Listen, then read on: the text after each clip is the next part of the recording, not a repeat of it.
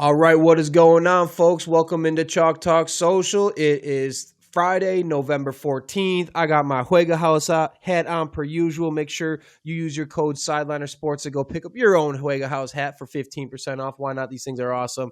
Iman, what's going on, man? How we doing today? Hey, you already know about my money, I'm about my biz. You know it's me when you hear that. There it is. My barber's back, as everybody can see. Hey, He's back from buddy. Nigeria. So I'm doing good, man. This week I'll be in Cleveland this weekend because Cleveland versus Baltimore. My girl's a Cleveland fan. I'm a Baltimore Ravens fan, so I'll be in Cleveland this Ooh. weekend. All my Cleveland folks on the east side, holla at me. I'm gonna be there. I'm not wearing my jersey though. I'm gonna tell you that right now. I done been to Cleveland a couple times. I'm not wearing the jersey to no game there. So That's fair. yeah, but I'm doing good, man. That's fair. That's good stuff. I mean, hey, I know baseball season's over, but we got MVP awards coming out. We got all the baseball awards coming out. Shout out my guy Pat Murphy for the Milwaukee Brewers, rightfully winning Coach of the Year. Hell yeah, Pat Murphy pulling pancakes out of his back pocket. I love that guy. Just the best manager we can ask for. But gosh darn it, the Brewers season crash and burn in the worst way. But we'll have to get into it to the news desk. Obviously, the MVP voting has come out now. You got your pitchers, your Cy Youngs are Scooble and Skeens. I think everyone saw that coming. A couple dudes who weren't really, Skeens had, I think, one D1 offer coming out of high school, and it ends up right down, literally across the road from the apartments I just moved from. He was literally across the street playing baseball for the Seattle team, not UW, not Washington Huskies, Seattle. Seattle, is it Seattle? Yeah, Seattle U. Like nothing, right across my little bum apartments in Bellevue, Washington. So congrats to those guys, but we're going to have to talk about the MVP stuff because we've been big Cal Raleigh guys, and I am in Seattle, and I love me some Dumpy. And but me and you both have been on the Cal Raleigh train this whole time. So obviously Judge won it. We don't got to beat around the bush a little bit. Judge won it. We were wrong. They did my guy dirty, man. Bullshit. That's what it is. It's bullshit. It's bad. But I mean, we get it. Yeah. We get it. But let's be clear. Yankees got a bunch of voters in their pocket. Everybody wanna be cool with them. So when you're good with the Yankees, you're good everywhere. But come on now, we'll get into it. We'll get into it, but hey, today, oh man, I feel like I might get double team pause. But I got Joey's a Bears fan here. Obviously, we got another Bears fan coming on for y'all. Your viewing pleasure. Me as a Packer fan going through it right now, and the Bears just living the high lives right now. So we're gonna have two Bears fans on the stream at one time, and that might hurt me a little bit because there is some acknowledging of some very good things going on with the Chicago Bears right now that. It sucks. I hate it. But, yeah, I'll just leave it at that. And with that, why don't we get into our interview with the Bears fan? Let's crack into it. All right, we got Cody on. Cody's you can see it from the hat, big Chicago sports guy, known for your Cubs commentary, known for your Bears commentary. You got your own thing going with the Chicago sports fans. So appreciate you taking some minutes to talk ball with us. Your Bears, man. I mean, first of all, why don't we just get your pulse check on how you're feeling about this season after your whole life of just struggling and misery? It sums it up, dude. I've been miserable my entire life. Even 2018, I was miserable. That was a fun year until the end. Yeah. I barely I remember the year they went to the Super Bowl, but lost to the Colts. But when I was like a freshman in high school, I'm 34 now, so yeah. I mean, I wasn't even real. I was a sports fan, but how we change as we get older. You know? A little bit more mature sports fans, a little bit more idiotic at the same point. Yeah, right. I just think it means more once you become an adult. When you, at least I'd say once you get deep into high school or maybe early college, right? So yeah, my entire life I've been miserable as a Bears fan. This year's been fun. I've been, they're cardiac. A lot of friends and fans I've read online, and my own friends are calling them the cardiac Bears because they're finding ways to just be so bad at certain points of games, but then find a way to pull it out, and it's so un-Bears. The way they beat the Giants last week, for 3 quarters, I was sitting there laughing because I'm just so used to like losing a game like that to the Giants or just a team like the Giants.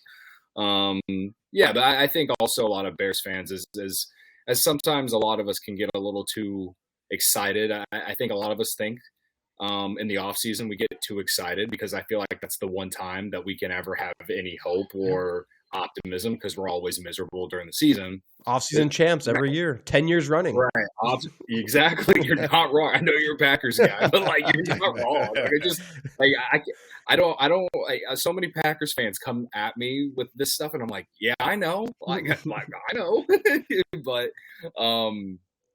yeah, no. I think what I was getting at is I think a lot of fans know, like the schedule's been easier now. They got the divisional games coming up. It'll be tough.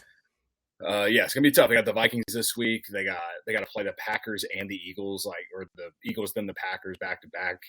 That's I have no. We're 6-3. If we win one of those, it'd feel like winning the Super Bowl. Sure. We'll see how the 49ers pan out. Like, that's kind of a toss up. I feel like they might have a shot depending on injury status. But yeah, they have the Browns. They should win that game. You're finishing with the Lions, then that's going to be that could be a huge that could be a huge last game of the season if things keep going. The Bears, how it is, and the Packers seem to just be getting hurt. Be poetic. Could be poetic with Ben Johnson. I don't know, but I'll say this. No matter what happens with the rest of the year, unless they're 6-3, unless they like lost out and finished like 6-10, or lost all but one game. Like, and the one game they won was like the Browns, or just a really complete collapse. Unless that happens, I feel like most of us will probably feel like pretty fine or pretty good about the year because I think expectations coming into the year were 8 or 9 wins. I bet on the Bears to make the playoffs at like plus 190 to start the year, just because I don't know. I like raved about Ben Johnson, like wanting him, and I feel like he was going to put Caleb Williams in the right spots to succeed. I like Dennis Allen as a defensive coordinator, and I just felt like they hired all the right coaching staff finally. And if you follow the Bears as much as Bears fans, or maybe if you're just a real big NFL fan, like I felt like under Eberflus, a lot, like even the Fields years and last year, especially in Caleb's first year, like a lot of those losses were on coaching, and in my opinion. And so I was just like, yeah, Ben Johnson's got to prove to be a good head coach, but he's at least going to make Caleb Williams better from an offensive standpoint. So, I think that I think if you did like a tier thing, the Bears are like a year away, but like we're frisky right now. We're kind of fun. We're just we're out here having a good time, and it's nice because normally we're not having a good time. So, y'all and the Packers, Bears and Packers, feel like we're switched seats for the last couple of weeks right now, where we're losing the games we should have no business losing. The Bears are finding a way to pull it out and win some of these games. The Packers can't figure out anything on offense, and they're losing games because of very bad coaching. I'm not sitting here. I can't stand the fans like, well, injuries. I was like, look at the 49ers. They're winning games. Yeah. And they're like, well, your old line's bad. I was like, look at Drake May, the most sacked quarterback in football. Look at Justin Herbert, the second, third most sacked quarterback in football. They're finding a way to have great seasons. I'm sick of these excuses, man. It seems like something's happened. Something's happened where y'all got some of the normal Packer magic, and we've caught some of the normal Bear demise, and I really fucking hate it. But I mean, talk to me about Caleb. This is weird for me. This is weird. You're like so mad about the Packers. No, mad listen. About the Bears. This is weird. Listen. I've told him the other day, Joey has been able to enjoy it, and he's been on 10 the past few weeks. I'm telling you, and it feels good. Listen, I was a Dallas fan, but I'm a Baltimore fan, and I finally had a couple weeks where I'm excited about what the fuck we got going on. What's funny, Cody, you kind of look like Caleb Williams. No lie. I know it's dark or something, but nobody's never said you got the Caleb Williams face. I'm not lying. Multiple people have said this to me. So this is not a bad thing. No, not at all. He's a good-looking guy for I guess. And around this time, you put your hood on, you might be the guy, get a free dinner. You know what I'm saying? You never know. Shit. Yeah. I should roll in over around Soldier Field, just hang out. with like a Bears hat on and see if people ask. Easy Halloween costume, if nothing. I mean, what are we feeling? Obviously, Caleb is just coming off that Giants game where a couple drop touchdown passes, but again, I think Packers fan, that anyone should be able to admit that is easily the best he's looked. That was the unlimited ceiling that we've seen, or that we know he has. That's what it looked like, and even that wasn't like the best version of Caleb Williams yet, and it still looked awesome. I texted my buddy, and I texted my buddy. I was like, dude, it burns me to say, but I cannot stop watching that Caleb Williams throw that DJ Moore dropped in the end zone. That fucking dart, man, was so beautiful, and just it got me excited in all the weirdest, like, wrong ways because he's the Bears quarterback, but like it was just so the throw is so impressive. If you like ball, if you're a ball fan, yes, if you just like ball, like pause, but hey, it was awesome. But so how are you feeling about Caleb? How's a fan feel? He's been inconsistent, but like we saw it now. Yeah, I mean, I think last week against the Giants was like what a lot of people would consider like the Caleb Williams like game. Like if you had questions about Caleb Williams, I think last week was, you know, if it doesn't, I'm sure there's still people who are criticizing or wondering if he still is the guy, but I think at this point he is at least proven to not be some giant bust, which was something that people were asking at the end of last season. And for me, again, like I always felt confident that Ben Johnson was going to unlock this guy.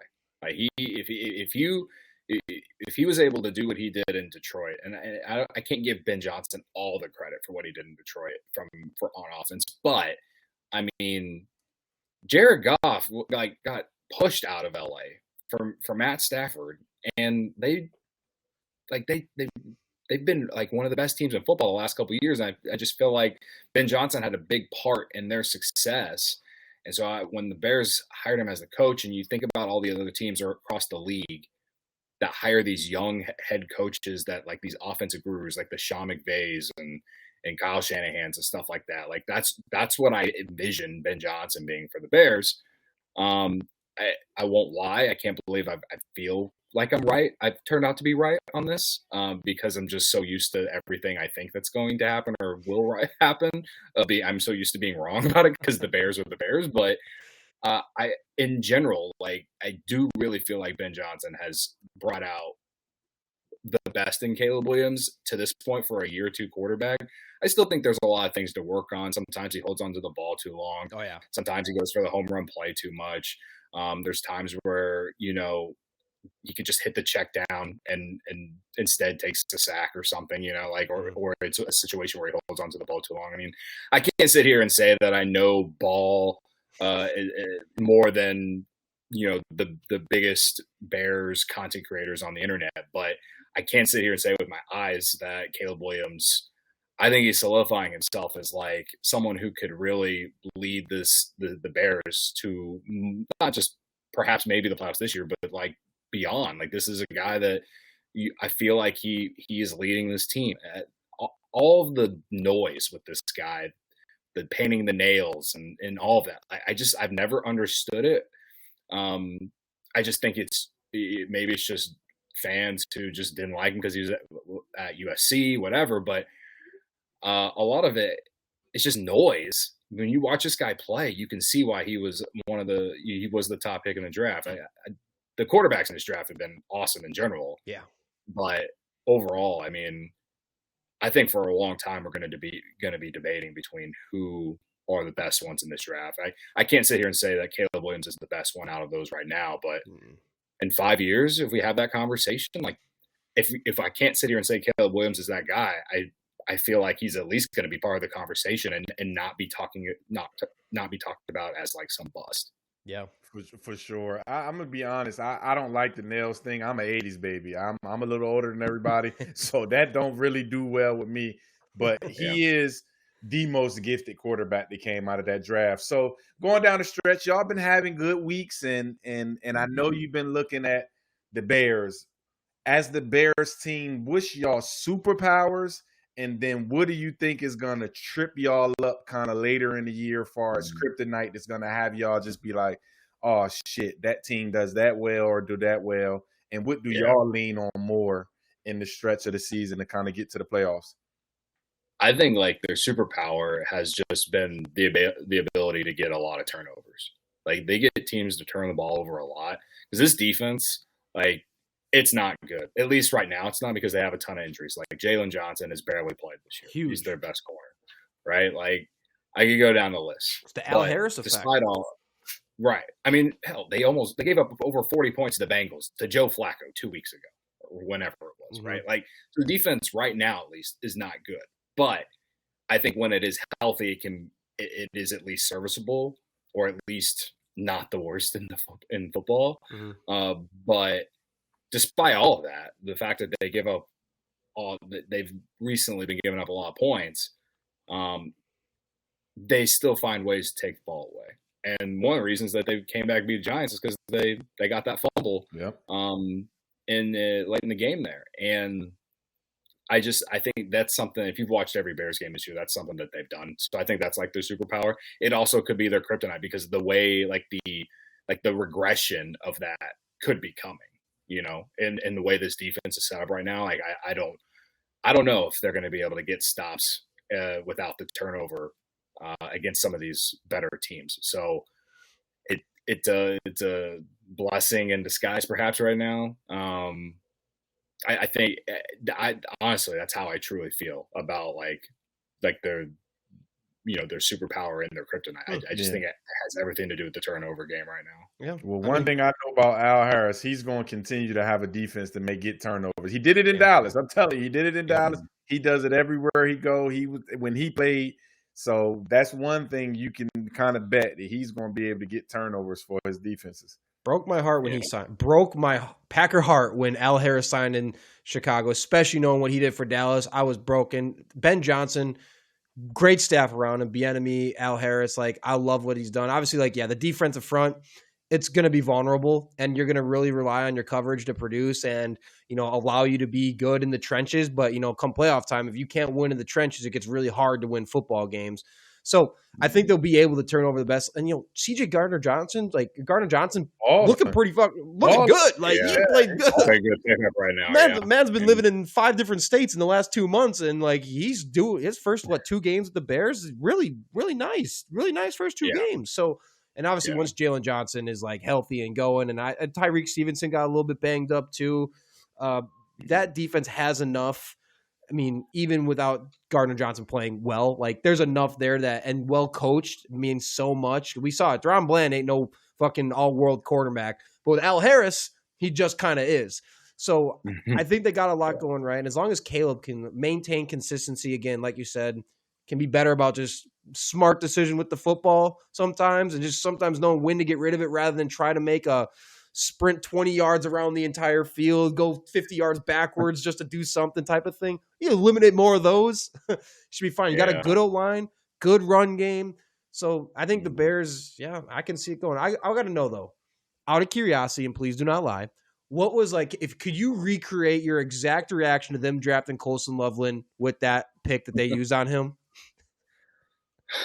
It was for me. I was just confused because I didn't think they're gonna go tight end. I know a lot of fans right now because Tyler Warren has been great with the Colts. Like people were saying, "Oh, they should have taken him." Colson Loveland has been better in recent weeks. Like Caleb has definitely been targeting him a lot more. But I just didn't think they're gonna go tight end there personally. And my hope was that somehow they're going to either trade up for Genty at the time, but that didn't work out. I was terrified of that. Yeah, I mean, you see this run game with DeAndre Swift and Kyle Monangai. Who knows what this offense could have been with Genty on the team? But yeah, I mean, I don't know what other fans really truly feel about it. Still, like I think Bears fans are still in on Colson Loveland, but I know they see what Tyler Warren's doing in Indy, so I guess we'll see how time goes. But I I think Loveland is starting to kind of emerge as a real weapon with Caleb Williams right now. So right now I feel good about him, but at the time, I was just confused because I didn't think they're going to go tight end there. Yeah. It made no sense to me because they had just paid Cole Kmet like a year ago, and so like I was just confused. And as I said earlier in this conversation, Bears fan, I never understand what they're doing, man. So just listen. It was. I'll say this: when he took Loveland, though, it was like Ben Johnson took like that. He made that call, like to me, because I was thinking, Sam Laporta, like in Detroit, like when they went tight end, at least maybe you can make the argument he should have went with Tyler Warren, but when they went with tight end, and after thinking about it, I was like, this was a total Ben Johnson pick. Like it was interesting to me because I was like, man, and this is what I've always said about it. Putting a 5th-year option on a top 10 tight end pick who's not coming out as like when Vernon Davis came out, I was like, or Kyle Pitts came out, I was like, that's a top 5 pick, no questions about it. Like Loveland rose in the draft really late, and I never am a big fan of those late risers who rise after they're done playing on the field a bit. Yeah. And like you look at the amount of tight ends around football who aren't first-round picks, and they're all world tight ends. And so for me, it's like, man, that the value of that 5th year and what it means for like contract terms and what you can do around it, just putting that on a tight end feels kind of strange because it's already not the most expensive in football. They don't get paid like wide receivers. And then most of the tight ends in the NFL who are dominant don't come out of the first round. So it feels interesting. But you know what? Like you said, if that was Ben Johnson's guy and a part of his offensive build, and this is what we need, and I want his talents on my offense, and hey, who am I to say the guy's wrong, because he's been nothing but pristine in his time in the NFL so far. So maybe he's not Tyler Warren though. Let's be clear. But I also think Ben Johnson being in Detroit, he probably seen more of him being in Detroit, Michigan. He doesn't have to get on the road to kind of see him at practice. He probably gets a lot of more information. So that's probably just pushed him toward there. But he's not better than Tyler Warren. But he has been balling these last 2 weeks. That seam he caught and broke the tackle. I mean, that was a big time play. So I mean, hey, let's see. Yeah. I like I said, I just didn't understand it at the time because they already had Cole Kmet. But hey, it's not bad having both of them. But we'll see how this whole between him and Tyler Warren works out. If they both are good, then whatever. Yeah, I mean, hey, I like what they've done. At least they've got a lot of young, cheap pass catchers around Caleb Williams. They got a good offensive line. I think there's going to be an upgrade at running back soon. Swift, I just don't, I don't think that's a long-term thing with Swift, especially because of the injuries. And no good. I mean, he looked awesome. Last 2 weeks have been pretty good, especially the week that Swift was out. Guy out of Rutgers, I know it's East Coast, and they've only been in the Big Ten for, 10 years. But you got to, Big Ten school, got to give them a little grit, Got to give them some grit. Gritty conference, run conference, pound the rock conference. Oh, yeah, baby. When I think of Rutgers, too, like all they do is run the ball. So I'm just like, he has to be good at something. Couldn't tell you the last quarterback who played at Rutgers. I don't think anybody could. But they've been running backs in the league, though, because your guy, Pacheco, we ain't going to mention Ray Rice. Neither here nor there, but he played there, too. He was nice. He was a good football player. We can say that doesn't discredit what happened off the field. He was a bitch though. He's a pussy. He's a bitch. He's a bitch. Not the greatest guy. No, he's a bitch. But he was awesome running the football. For sure. All right, Cody. We'll let you bounce. But hey, why don't you again? You're big in the Chicago community. Why don't you tell the people at least where they can find your the work that you're doing? Yeah, you can follow me on Twitter at Cody_Cubs. Mainly a Chicago Cubs content creator, but I'm always tweeting about the Bears and just Chicago sports in general. If you're listening to this and you're a baseball fan too, I do a Cubs podcast called Wrigleyville Forever, live 3 days a week on YouTube. We're on all audio platforms too. We again, if you're looking for someone, if you're a Chicago fan and you're looking for someone who just likes Chicago sports, just follow me on Twitter. So I appreciate you having me on, man. And appreciate you, Cody. Yeah, I've enjoyed watching you guys' clips on my Twitter feed and stuff. So you guys keep doing what you're doing. Awesome. Well, I appreciate you, brother. And yes, thank you for making the time to come on. And we'll definitely be talking soon. And if you You know where to find me if you ever just need to chirp shit about the Bears or the Packers. You know where to find me, and I'll take it like a man if I have to. But then expect reciprocation. Yeah, well, you got bragging rights now as a Brewers fan, so it is. We do, but we absolutely shit the bed. We shit the bed so hard. But to have that win over the Cubs in the playoffs, the first time ever seeing the Cubs in the playoffs, like that was our World Series. Let's be clear, that was good enough. Yeah. But yeah, it's big of you to admit that. It's big of you to admit that, and I'll give you credit for that because a lot of Brewers fans don't want to admit that, and that's fine. I mean, I will say though, flying the L flag and then proceeding to get swept like that, it was totally yeah. So we're gonna kick you off the show now, and all right, no, but first, good talking to you guys. Absolutely, yeah. Cody, have a good one, Cody. All right, see you guys. All right, that is our chat with the Bears fan, and again, just talking about how good Caleb Williams is looking right that last game. And say what you will about the Giants, but Caleb Williams truly flashed every bit of that unlimited ceiling. And I know he had those touchdowns get dropped, which, gosh darn, if those touchdowns get caught, I think everyone's talking about Caleb Williams all week this week, like without stop, because he looked so good. What he did on the ground. And like I said last episode, the Bears just, being the second highest scoring offense of all the NFC teams in the top 7 right now, like we question, me and you both question, like, is he the right guy for Ben Johnson's system? Would have Drake May made more sense? But dude, I mean, I don't know. Gelling. Yeah, it's starting to come together. I guess he's starting to understand what Ben Johnson want from him, and I guess Ben Johnson is understanding what he can do on the field, and it's looking like, and it's a little early for the marriage, but it's looking real good. And I mean, anybody with eyes can see he got an elite talent. But that's why I love offensive head coaches, man. It's just that's the real relationship you need with your quarterback is the head coach. So I mean, it's looking good. Yeah. It's looking good. Real good. And if he just turns on the consistency piece of it all, and we all know, and I think Bears fans are very cautious, like we know this could go wrong at any given moment. At any given moment, this could all go away like that.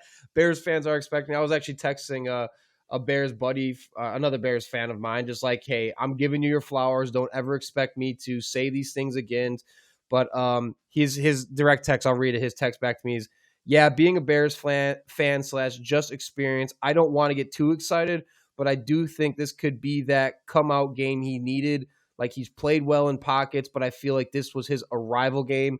He'll still have ups and downs, but what young quarterback doesn't, besides maybe Drake May? Apparently, besides Drake May, who just absolutely kicked the shit out of the Jets on Thursday Night Football, started just another MVP. Drake May, man, for being the most sack. We'll get into this in the news desk. We'll crack into that. But for being like the 31st, I think they're what? 31st. He's the second most sack. Yeah, second most sack quarterback. Yeah, in football, and doing what he's doing with no type of Pro Bowl receiver, no type of All Pro receiver, man.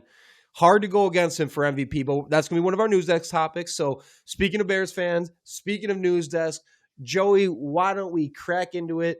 Let's just see how the news desk goes for today, and we'll obviously get into some MVP conversations. But Joey, your Bears are doing great things. You're probably feeling fucking great, I'm sure. So whatever. Yeah, whatever, dude. This fucking sucks. Whatever, Joey. I'm glad for you. You've gone your whole life with nothing but sadness and off-season victories. So Bears, you can have the nice thing every now and then. I'll allow it. I'll permit it. Oh, thank you. Don't worry, Packers are going to find once every blue moon. Yeah, we're going to find our way, Joey. Don't you worry now. I've been real pessimistic sounding on my Packers out here. I think rightfully so, but I'm still hoping, clinging that we'll find our way. Look, hey, we don't have to finish first in the division to get to the playoffs. Shoot, we don't got to finish second. The way the NFC North's shaking out right now, we can finish third and still be in the playoffs, baby. I'm telling you. So it just might suck. You're going to end up playing the number 2 team in the playoffs. Then that doesn't feel great. But all right, Joey, what's on the news desk for today? Well, I'll spare you my Bears glory, and we'll go back to baseball. Well, let's do it. You want to talk about the Bears first? Do you need to get it off your chest? Get it off your chest because you deserve it. You've earned it for a whole lifetime. Couple weeks in a row, you and winners. You're feeling good. Yeah. Let me hear it. I'm gonna turn my mic off. I'm gonna mute you until I see you're done talking. Wow. I get the stage. All right. Well, I still share what your friend does of this weird little pessimism back of my brain. So I'll start with that and then be happy. Okay. So the scary thing still, as good as Caleb Williams has been, he's still missing the easy throws. And there were a lot of drops last week, yes, but he still needs to grow in getting the easy throws done that continue drives and create touchdowns. And he's phenomenal on his feet, but so is Justin Fields, right? You got to get that next level going. But on the positive, I think, and I know it's early, and I've talked very stupidly in the past about Matt Nagy and other coaches, but I think Ben Johnson is the perfect coach for this team and is I know you said we got offseason victories, but they seem to have bought in entirely. These post-game powwows they have in the locker room, you can call it cheesy, but they are bum tackling him in the locker room. They are loving every minute of how he's coaching them. It just seems like there's finally an adult in the room that knows how to coach a football team. And like Iman said, it's offensive. So if this works, he's not going anywhere. Nope. I mean, that's the best part about this. So they're really building something, I think, that can be sustainable. And a lot of times with the Bears, you have a year or two of playoffs, and then they're out. A year or two of playoffs, and then they're out. There's never consistency. And so it seems like everyone's really bought in to where this thing can build. Is their defense perfect right now? No, it's injured like crazy. But is the offense now coming around to where you suddenly have a two-headed monster at running back with Kyle Monangai and DeAndre Swift behind a real line? Well, that's how Johnson won in Detroit with Jahmyr Gibbs and Montgomery. So you have these pieces now and a scheme that fits it that looks like finally a modern-day NFL team. Sure. So I'm really excited because there's just a different energy in this city when that team is good because it's the one team everyone loves. There's no split households a lot here for football. It's Bears. There's no Cubs, Sox, what have you. So it's a blast to go to games or watch games and be confident in your team. They played horribly for 3 quarters last week. Jackson Dart, look, I mean, granted, he's good, but they played horribly. But instead of having that little evil dread, you sat there going, oh, they're in position to come back in this game and having that confidence to do it. And that's a big shift both in the stands, on your couch, and in between the lines. Those guys believe, and that's a huge swing from what they had last year with firing their coach on Thanksgiving. So we're almost to a year anniversary of that. To now, I think they got their right guy. Home run hit. I mean, home run hit, and you think Joey, it's not cheesy. I'm telling you, I look at those after game speeches from coaches, and it gives me chills because I just remember that moment. Like everybody's loving this. It's a good time, and he's such a motivator of men. I didn't know initially he was a tough guy. He kind of looked like a pretty boy, but and we can just see that he waited for the perfect job because he probably could have got a head coaching job year before, but they said he waited. He wanted the perfect. So it's just fire that he chose Chicago and the shit is working out. But I love Ben Johnson. Yeah. I ain't gonna lie. That's somebody I would play for because he just gets me hyped when I see him talk and get everybody going. Yep. Yeah, because a lot of these coaches, these coordinators, you never know if they're going to work out. He seems to understand what being a head coach means and is, and everyone's bought in. And it's in these post-game locker room things, the good, better, best, that motto, they're making T-shirts here in Chicago already. Oh, boy. And the strangest thing I've seen, and maybe this is just their dynamic, but in the locker room and those celebrations, they post them every week when they win, the GM's in there, and the president of the team is in there doing the chant with the players. And whether you think that's appropriate or goofy or why are they in there, you can think whatever you think. But what I take away from it is something I haven't seen in a long time with the Bears.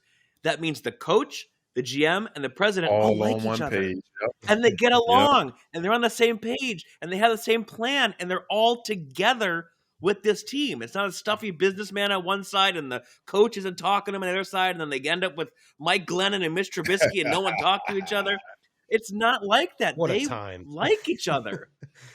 Yeah. So that's a big takeaway. It's so true. And I was going to say, when you're talking about the locker room stuff, and not to make this about the Packers, but it reminds me of when LaFleur got here and you're seeing the same thing on social. The locker room after a win, it just looked different. There's a different energy. There's like, all right, we got a bit of our swagger back. This dude seems like a guy that we can get behind.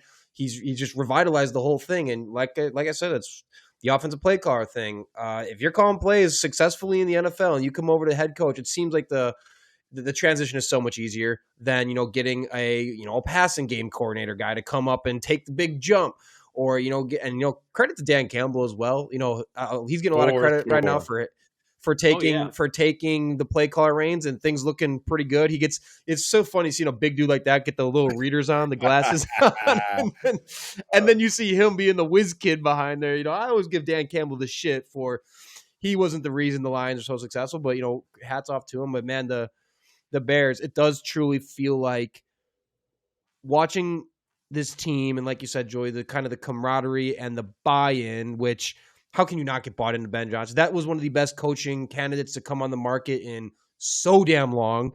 It's like would be impossible to not get the buy-in. But seeing that, if you didn't watch anything before this season, and you knew nothing about the Bears, you would say like, this team's probably always really good. This team's probably always got it together.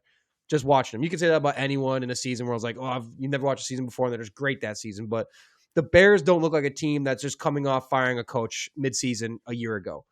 They seem like they're in a great spot offensively. They're doing damn good work offensively. Even if it's shaky here and there and Caleb hasn't been consistent, they're not throwing DJ Moore the ball still somehow. And like I said, way back when, I think y'all getting Bieniemy in that backfield room to coach those running backs and just be a part of that coaching staff. Real coaches. Being a part of that. Yeah, another tough guy. You can tell because both of them running backs, I didn't know who the Cal guy was. I put him on my parlay last week and he ran it up and I'm like, who is this guy? Mm-hmm. Somehow I just knew he was going to do it. So I mean, it's a hell of a coach. And we talked about Al Harris already. Like Ben Johnson's got himself a hell of a coaching staff around him, proven winners, proven dudes. So it's all coming together and I'm just sitting here waiting for it to burn and crash and whatever. Let us beat you first, then it can come back down to reality. Well, let's get into it because I do believe the Bears are going to come up on the news desk in the sense of you're talking about. I think the Bears actually. Well, I think they have what was it? No, maybe not the news desk, but anyways, they do have a very tough end of season schedule, right? Lions, absolutely. Packers, 49ers who are getting Purcell back, Purdy back now. They got the Eagles. They got the Browns defense. So y'all, I think it was rated the third toughest schedule in the back half of the season for the Bears. So none up or shut up time, baby. We're about to find out what the Bears really are and if Caleb and that squad can pull through. I mean, they got enough talent. They're getting Loveland involved now, who I still think was a waste of a top 10 pick, but he's getting involved now, and he's talented. Just want to use a top 10 pick on him. Anyways, what is on the news? Let's crack into it.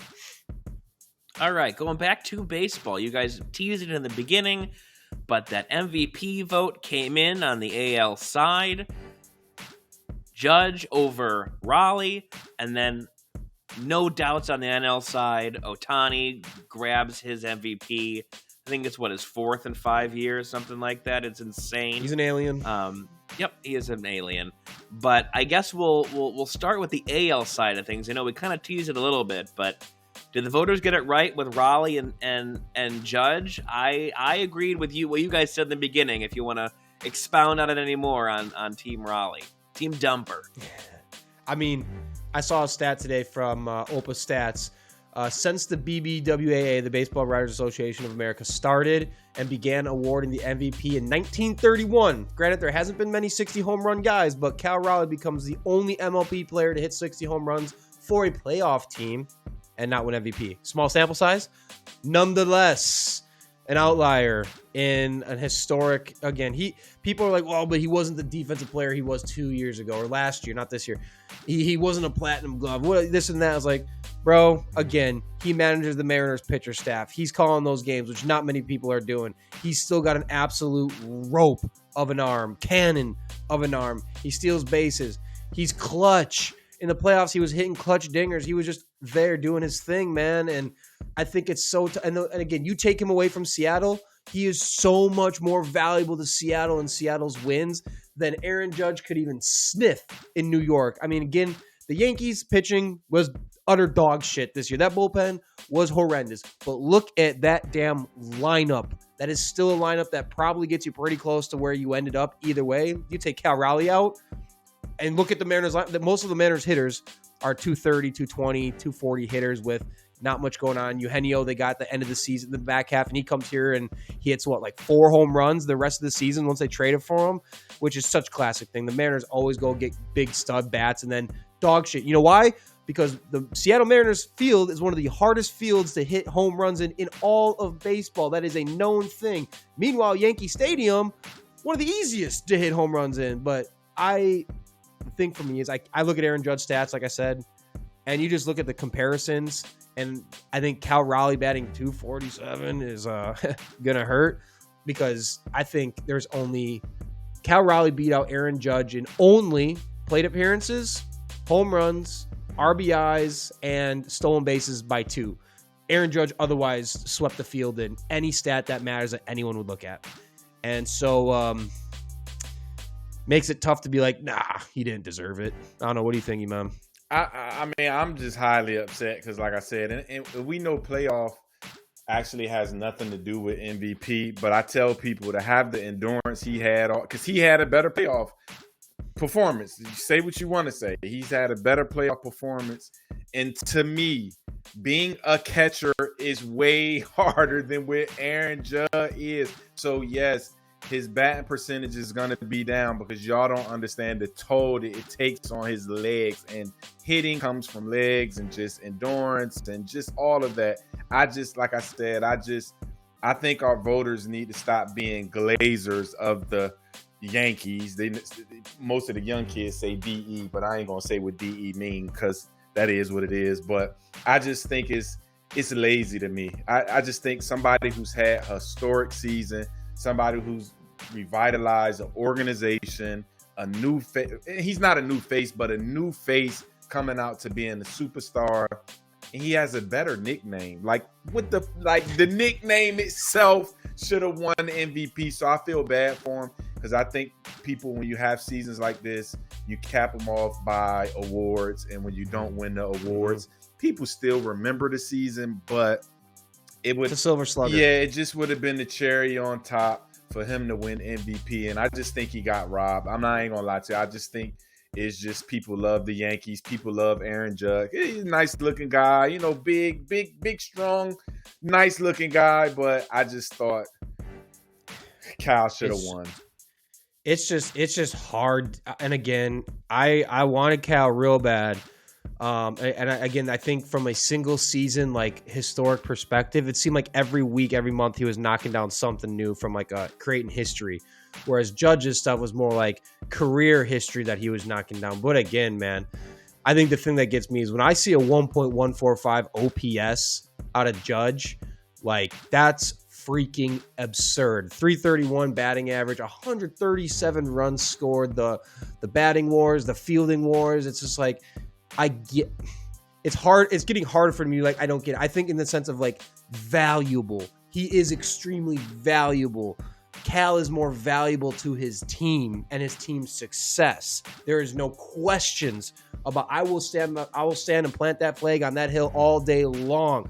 You take Cal out of the Mariners lineup, that's a team that's near the bottom of the whole division, strictly relying on their pitching to get them wins. You take Judge away, that team is still at worst finishing 500, probably getting into the playoffs somehow.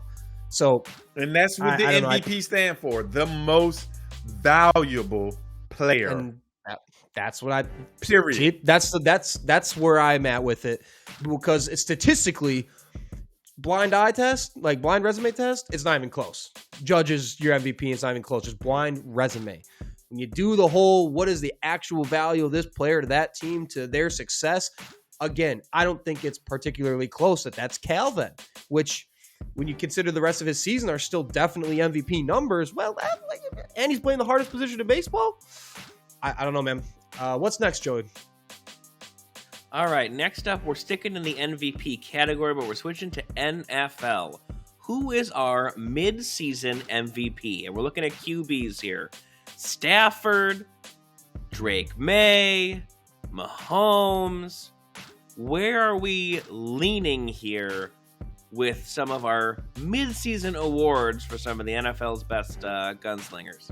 There's a running back that's what I too, was about to though, say. Sorry, and Jonathan Taylor. This year, things got to change. I watched that game with my eyes, and Jonathan Taylor, if the season ended right now, and I'm just saying right now because he got to be able to continue to carry his team, but what he's doing, to me, MVP, Jonathan Taylor. That's who I'm going with. And I know they usually go with the quarterback because he is the most important player for a successful team.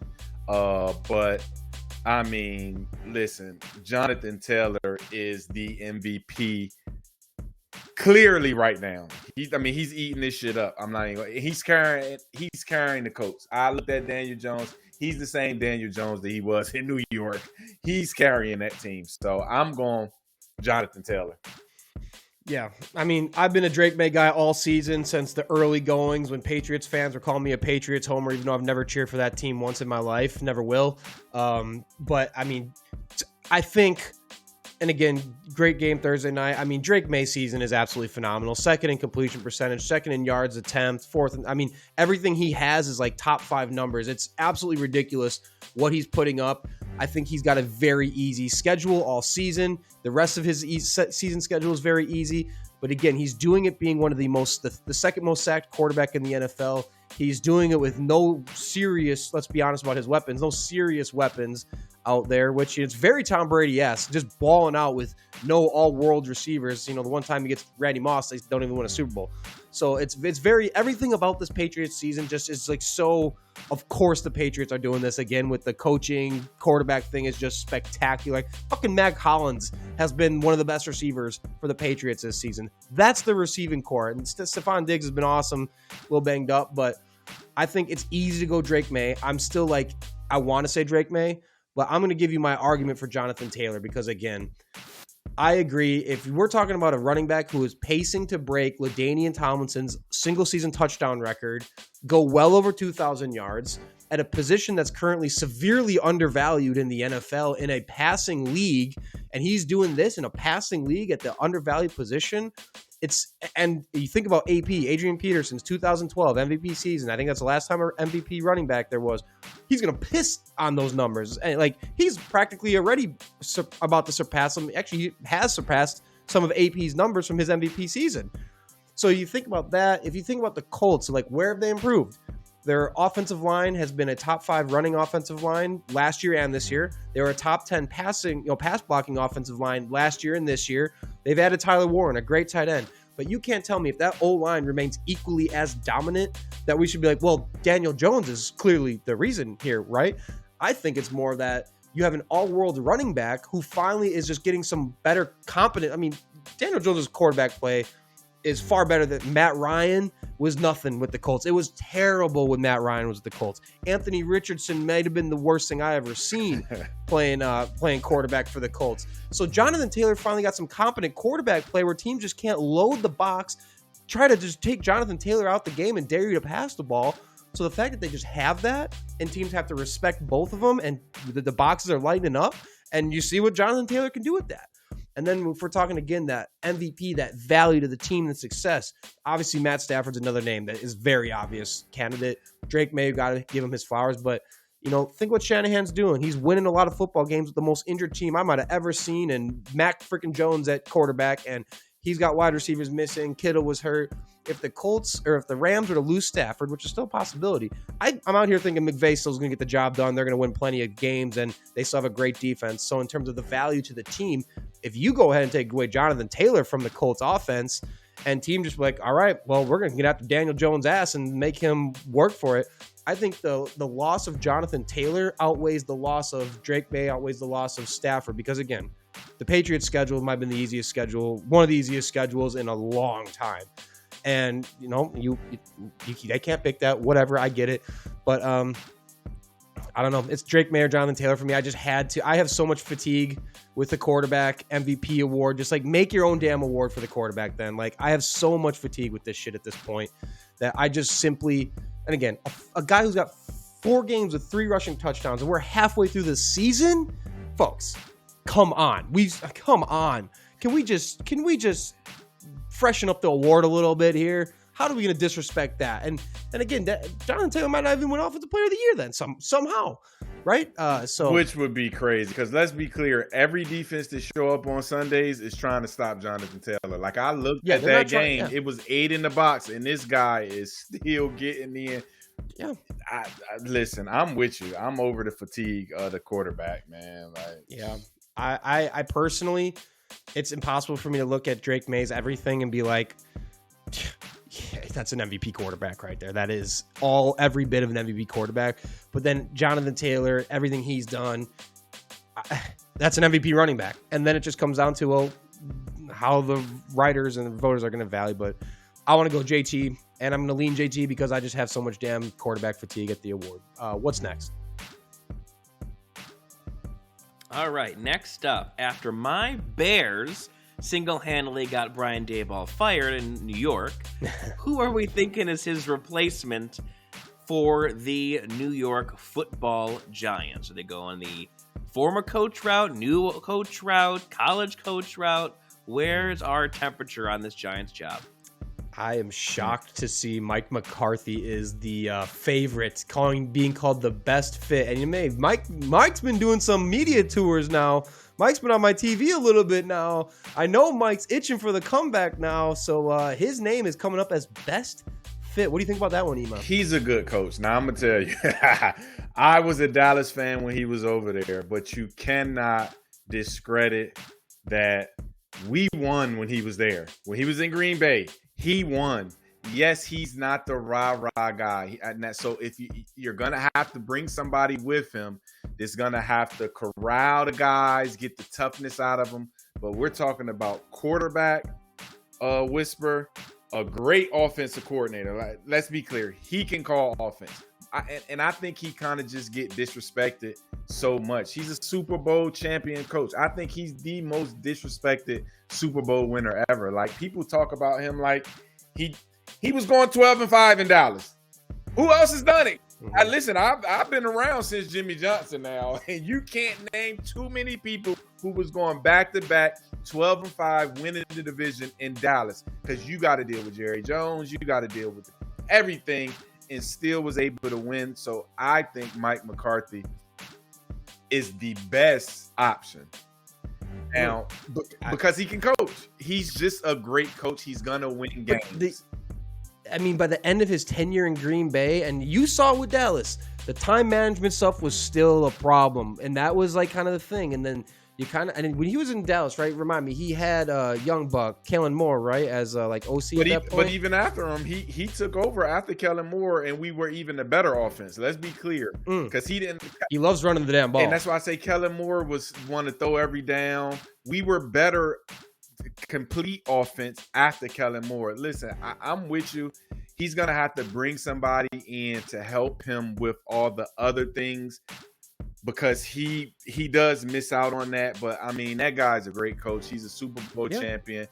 He's gonna put Dak in the Hall of Fame. I mean, I'm just being honest. He's gonna put Dak in the Hall of Fame.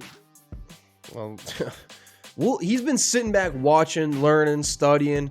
So I think, at the time he left the Packers, it felt like the modern offense had passed him by, and it just wasn't working. He was called out for. He had no idea how to utilize the talent, what to do with Rodgers at any point. It was becoming stale, extremely predictable, and just bad. And so it looked like it passed him by. And when you watch the Packers play at the end of the McCarthy tenure, it's like, oh my God, we cannot get this guy out soon enough. This is so bad. It's the worst offense I've ever seen. So that was a problem. Obviously, he goes to Dallas and does his thing. So, hey, he's another quarterback guru guy. That's his thing. So you give him the Jackson Dart. I think that's a great fit. Now, another name I love for the Giants job is Clint Kubiak. That is personally my favorite. After seeing what he's doing with the Seahawks, he was there with the Vikings when Kirk Cousins had one of his best seasons. I think he was a pass game coordinator for the Vikings in 2021, I believe. His resume has been looking better and better and better lately. And being an offensive guy, seeing what he's doing in Seattle with pretty much just JSN and a grab bag receiver, old Cooper Kupp, a still young, developing Torrey Horton, and just tight ends, essentially, and then a very lackluster run game in the sense of it just hasn't been that productive. Yet they have Sam Darnold. He's got Sam Darnold playing MVP caliber football. I think Clint Kubiak is going to be a very, very hot head coaching name, and I think the Giants would be silly to not give serious run at Clint Kubiak. And I know Belichick's in our notes. Fuck no. Fuck. I mean, no. Listen though, Austin, and Austin, you gotta come on now. This is the greatest coach of all time, and only thing I say with the Clint Kubiak, Mike McCarthy, you got to think New York is the biggest market. Mike McCarthy's been in Dallas, dealt with all of the what comes with having that job. That's the most polarizing job in football. The media is on. He was winning 12 games and people wanted him fired. So he knows how to deal. Clint Kubiak, I think he needs to get a smaller market job at first and learn to be a head coach, because that New York media, you don't win 8 games your first year. Is he going to be able to handle it? Mike McCarthy, Bill Belichick, they can handle that. And I mean, I just think Bill is a great coach. I know he had Tom Brady, but he won a lot of Super Bowls. He won a lot of Super Bowls. That one just feels – it just doesn't feel like the most forward move that they can make for that franchise. That's just where I'm at with it. And if you're going to go a guy who's more defensive-oriented, go get Jeff Hafley from the Packers. Actually, please don't. I'm begging you to – nobody's allowed to take Jeff Hafley. I am barring anyone from taking Jeff Hafley from the Packers. But he's a lifelong Giants fan. He's got his whole he's got his whole family in attendance for the Packers-Giants game coming up. And, he's been producing one of the best defenses in football in his 2 years in the league. He was a head coach at Boston College. He was at Ohio State as the co-D coordinator for that amazing Ohio State defense a couple years ago, 4 or 5, 6, I don't even remember, a handful of years ago. So he's been around very good spotlight type of programs now, and he's a Giants guy. I think it'd be silly to not give him some tread, and then you just go find, maybe you bring in Mike McDaniel to be your OC then, someone like that. But also, we'd be remiss to not throw Brian Flores' name into the mix too, right? No. You don't think Brian Flores after what he's doing with Minnesota and all the talent on that Giants defense that it wouldn't help maximize the defense they got right now? Listen, I'm against these guys who've been head coaches before and failed. Don't bring we've already seen what you was as a head coach. I'm just being honest. And to me, I understand he didn't like Tua, but still, as a head coach, it's your job to make that shit work, because that's your quarterback. So I don't like those coaches where you have a guy and you just dog him. That's the guy. You can't get nobody else. So he's already failed. I'm done with all of these coaches who failed before. Do not bring their ass to nobody's, because who's failed and became a head coach again and winning? You look at all the guys now. Your guy down in Atlanta looking like shit. Technically speaking, Andy Reid didn't win a Super Bowl in Philly. He did well, though. He did really well. He was successful. It was a whole he thing. made a Super Bowl. He was successful. Yeah. These guys who just fucking stunk it up, don't bring them back. Just be a D coordinator. We know you're not a head coach. I know Brian Flores. I will go get Lane Kiffin before I bring Brian Flores in. I'm gonna tell you that right now. I was thinking about college stuff like Lincoln Riley. I know there's a bunch of talk with Lincoln Riley and USC and just a bunch of weird shit going on with him right now. I think he's kind of not making the jump as much as he might want. I don't think the Lincoln Riley thing. So I think for me, top 3 for the Giants is McCarthy. I get it. I think I can see it. I can see McCarthy wearing those colors too. I think McCarthy would be good for Jackson Dart. I think McCarthy would just be good for that program and in general, a bit more stability, and he might only be like a bridge guy a couple years, see if it works for 4 or 5 years, then, let's transition. But if it's not McCarthy, I'm going Clint Kubiak or Jeff Hafley. I think that's my top 3 for the Giants at least. And before we go, remember I told you first, Lincoln Riley's going to LSU. Okay. Hey, mark it down so we can revisit LSU. that. He'll be at LSU next year. Watch. Okay, I want to hear. I'm open to it. All right, what's next, Joey? All right, next on the list here, 49ers getting healthy at the right time. Are they going to be competitive enough to win their division or make the playoffs? Pearsall and Purdy coming back most likely this week. Mm-hmm. And they have potentially one of the easiest schedules in this back half of the year. Mm-hmm. Are the Niners going to make a run to the postseason? You don't think so, Iman? I'm off pretty right now. I mean, and plus I know I've never been on him. With that, no, I was a big Purdy fan when he first came in, and people was knocking him. I'm like, hey, he made a Super Bowl. Like, come on, and he was a 7th-round pick. But I just know what that turf toe do. That's a bad injury for a quarterback. I'm telling you, when you got to put your foot in the ground, that turf toe, I just don't believe in that injury. He's gonna come back 100%. He's been injury prone since he came. So those injury prone guys, once I see that, I'm kind of off them. So to me, I would stick with Mac Jones and everybody else around him. Get healthy. I think they'll have a better chance. But yeah, I'm off pretty. So no, I don't think they're gonna have a chance. I think it's over for them. Okay. Yeah. I mean, that's the other thing is their defense is not getting any healthier. It's actually getting worse. But hey, it's not impossible for a team, the 3 seed in the division, to make the playoffs, right? Right now, the only teams the 49ers have in their way are the Packers and whoever ends up in second place in the division. If it's the Packers, Lions, Bears, top 3, those are 2 of those 3 teams are in the 49ers' way. Otherwise, the 49ers have a better record than the Cowboys and every other second place team in the NFC. So realistically, they don't need to win they don't even need to be second place in the division. And they just got to go in as the bottom seed, play the 2 seed, and just hope that they can compete any given Sunday in the playoffs. But the path is there, man. And like I said, their only real knock is if they start losing, the Cowboys just kind of start winning out. Because otherwise, even if, it's possible. I mean, we've almost seen the NFC. What was that year where the NFC East was pretty mid and like almost, there was a couple years ago where almost the entire NFC West actually almost made it into the playoffs. So, I don't see it as impossible. The Cowboys ain't winning out. I'm gonna tell you that right now. No, that is a that ain't happening. Yeah, that ain't happening. A dog shit defense. But yeah, I don't think it'll happen. I don't think the success has been sustainable. I don't think Brock Purdy's going to come in and be better than Mac Jones was, personally. I think Ricky Pearsall is a huge upgrade to the offense getting him back, but we'll see if they got the juice, man. Shanahan's been coaching his ass off. And, Robert Saleh, I always say his last name wrong. Robert Saleh. He's they're working through a bunch of shit on that defense. And, sometimes really good coaching just kind of gives you the edge. So I could see it. I don't think they have a pissing chance of winning the division, but I can see him sneaking in as the last seed if, they just kind of stay the course and keep steady and just pray to the lords of football that they don't get any more serious injuries. What's next on the news desk? All right, last 2 items for you. We're going to the NBA. First, our guy, Nico Harrison. Okay. Don't call him my guy. Gone. Please don't ever call him our guy again. For the love of God, you can get us canceled. Gone in Dallas. I know we previewed it in a couple of shows back.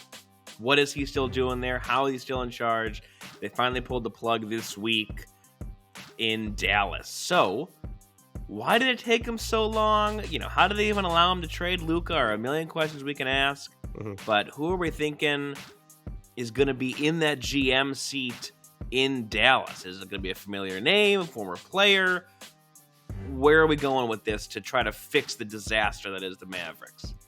I don't know. So Nico, Trey, and Luka was a dumb thing. I'm never agreeing with that. Somebody would have had to just run me over, take my laptop, take control of everything before I would have ever signed off on just moving Luka. But I don't think he got a fair shot because if his team was healthy that he did bring in, let's say Kyrie, Anthony, Cooper, Clay, Megan Thee Stallion got him all messed up, so he's not ready.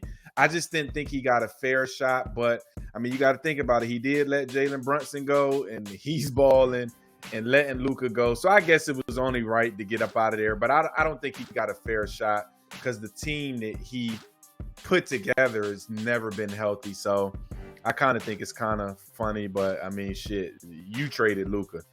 That was a fireable offense. just period. Because I mean, I'm just never trading him. I'm just never trading Luka. Yeah, I mean, while Michael Finley is currently the interim GM, fans are torn on that. They think he was kind of a yes man for Nico Harrison. So I think if Finley wants to make a mark, and he's a Mavs legend, Wisconsin Badger, shout out Michael Finley. If he wants to make his mark and earn that keep, I mean, do something right now. Like, there's a lot to get done. I think the Mavs are at the point of blow this shit up. As long as Cooper Flag doesn't get touched, blow this shit up. And obviously, getting rid of Quentin Grimes the other year was stupid. A lot of fans are calling for Mark Cuban. It sounds like Mark Cuban has suggested Dallas goes and gets ex-senior advisor Dennis Lindsey, who's right now his second highest command in the Detroit Pistons front office. He's the number 2 guy. So Cuban's kind of hinting at that. Fans want that. Fans are more torn on Michael Finley. And again, I think the reason, and Jason Kidd, please, I think that would just spell, I don't know what they, I don't know. I've never been a fan of Jason Kidd as like a coach or whatever. Obviously, he was at Milwaukee and it didn't go great. But whoever it is, they're dealing with extremely limited resources and a very not good roster situation. Their salary cap isn't good. Anthony Davis has only played 14 of like 45 or 46 possible games since the trade. Klay Thompson is 36. Kyrie Irving is about to be like 34, coming off of a major injury now. D'Angelo Russell isn't even scoring 5 points a game at this point. You got nothing going on for this offense except a bunch of old-ass dudes. All of them are broken at this point, balling around Cooper Flag. So I don't know what you do, but there's a big, big task. And if Michael Finley wants to stay long-term here, I think you got to do something. You got to find a way to do something with limited resources this season, because otherwise I don't think he'll probably be the guy. I think this Dennis Cat sounded like a lot of fans are wanting him, especially you seeing what the Pistons are doing, what they're building, and how they've been able to source some pretty damn good talent to build around Cade Cunningham and build around a star of the future. So I get the appeal to wanting to go get that guy.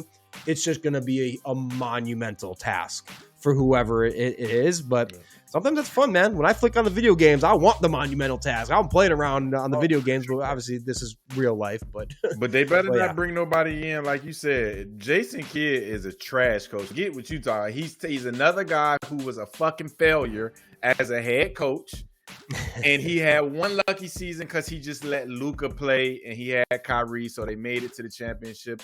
But Jason Kidd is a bump. Show me a team he's coached where the point guard was an MVP caliber, and because he's a Hall of Fame point guard. He's never coached where your point guard looks like a Hall of Famer. So that, to me, that tells me that he's a fucking trash coach. I hate Jason Kidd. I'm telling you, doesn't always translate. All right, what are we wrapping up the news as with, Joey? All right, wrapping up. Have you guys seen the new proposal for the NBA All-Star Game? No. Yes, I did. We're like the overseas people versus UVA. I love it. Yes. Overseas is going to kick USA ass. Did you see that starting 5 that they had? Jokic, Giannis. You can finish, Joy. My bad. Go ahead, Joy. No, you're good. It's basically, if you want to read the whole thing, it's 1,500 pages and you can see what they did. But it's basically like you said, Iman. It's U.S. versus the world. 2 U.S. teams, 1 international team, 4 games, round robin, but each game is 12 minutes, so it's 4 quarters that are 4 games. And, fans vote in, coaches vote in, the league gets all their guys in, but you have to have the balance. So if I vote for all of the Lakers starters that are American and they're not enough international players, then the commissioner's got to come in and rebalance out their rosters and add, not that Jokic wouldn't make it, but add Jokic in if he wasn't voted because they have to fill the international team. And 12 players from each conference, regardless of position. And they changed it to where now they wanted, because it's on NBC with the new deal, they're going to air it at 2 p.m. in the afternoon after a U.S.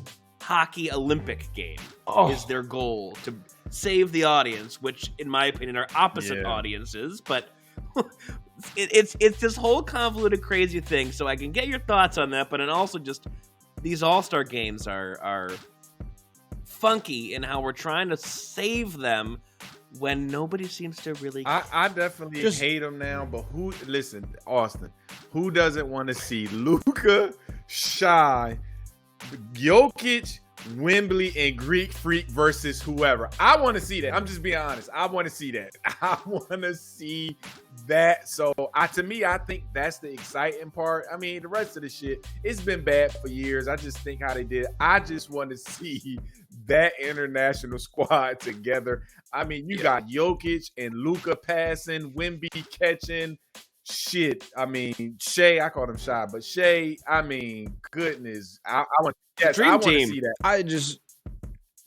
All I can say when listening to you talk about that and hearing this format of the new NBA All-Star game voting or the new All-Star game is, what are we doing here? This is so easy. And why is every sport trying to get so damn cute with All-Star Weekend, taking something that used to be so great away from us, from baseball? God darn it. Those home run derbies back in the day, holy shit, there was nothing better than Chris Berman just yelling back, back, back, back, back, back. And you got the chains, banging around as they're hitting the things. They got the wallets in their pockets, and you got Sosa ripping 500. It's just, that's ruined. NFL is ruined. NBA is ruined. These games used to all be great, but then they're like, well, we can do this better. We can do this better. It's more proof of when you try to get too cute sometimes, it's not always the best solution. It's not always the best answer. I have no idea it would be crazy. USA would get shit pumped royally, I believe. But I just don't like it. If something's not broke, don't fix it. MLB, like, All-Star Weekend, there's like, or I keep using MLB as an example, but like with the home run derby, they're like, well, it's taking too long. And now we're sitting here with like a derby that doesn't make sense. You don't even get to watch the home runs anymore because it's just like, we got to go faster, we got to go faster, we got to go faster. And then you got these just very pinpoint analysis like people don't care about. They just want to hear Chris Berman yelling back, back, back, back, back. And like you saw the last year, the All-Star, NBA All-Star, like their skills challenge is just stupid now. The guys are just half-assed and walking around that. I remember there's clips of like this skills challenge is just absolutely dumb. The dunk contest has completely lost its flair and its luster. You're throwing in a bunch of dudes nobody knows anymore. And like it's nothing about All-Star Game has maintained the luster of like even a decade ago. And I think doing something like this, that shit doesn't even make sense practically, just reading all the rules and what has to happen and Adam Silver's getting involved. It's so stupid. The answer's always been right in front of you, I think. Like, why are we trying to be so cute about this? No one likes it. I don't think there's a majority. I haven't seen any type of majority being like, I love where All-Star Weekend is heading for all these sports. I don't think that ever really is getting uttered. It's the opposite in numerous leagues. And I don't think this helps. I don't even understand. Basically, I barely understand half the fucking rules for this shit. And that's a problem. This is All-Star Weekend. I don't know. I just have given up on All-Star games. I don't watch them. I don't watch any of the All-Star competitions anymore. It's just not the quality that it once was to me. It just lost its flair. It's lost its luster. They're trying to get way too cute, trying to do way too much with it. And, sometimes more simple is better. I don't know. That's just me, though. Yeah. Listen, I'm going to tell you right now, though. I just want to see asses get kicked. That's all I'm saying. That's fine. Have you ever Have you ever been to any All-Star? So I've been to Pro Bowls when they was in Hawaii. I was actually working for two of them, but I still went to the game and just all the excitement outside of that and NBA All-Star Austin. The greatest time. I'm telling you, nobody really cares about the game, but it's a great I'm talking, and I was single, making some money, and I'm 6'3". So if a lot of girls don't know how players look, I'm telling you. Oh, what team you play for? All I wore was sweatsuits the whole weekend because they was like, "Oh, you play?" Yeah, I play for the fucking Bobcats. They don't know baby. Anybody, so. Hey, baby. Great time. But we'll see how it go. Hopefully it'll go good because Giannis is gonna play hard. One thing, Giannis gonna play hard. So. All right. Okay, well, that is it for today. Appreciate y'all coming in. And until next time, per usual, we will see you later next week.